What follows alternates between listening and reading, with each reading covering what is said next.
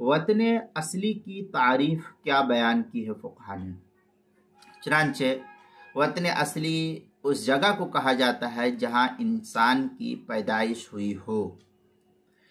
या उसने किसी जगह को मुस्तकिल सुकूनत की जगह बना लिया हो और सारी जिंदगी वहीं रहने का उसका अज़्म मुसम्मम हो। आगे चल के हालात कुछ हो लेकिन अभी उसका पूरा इरादा उसी मकाम पर रहने का हो, इसको वतन असली कहते हैं। चुनांचे दुर्र मुख्तार में है वलवतनुल असली हुआ मौतन विलादतहु औ तअहुल औ तवत्तुन, इस तरीके की इस तरीके की इबारत दुर्र मुख्तार जो ज़करिया बुक डिपो देवबंद का हिंदी नुस्खा उसकी दूसरी सफ़ा 614,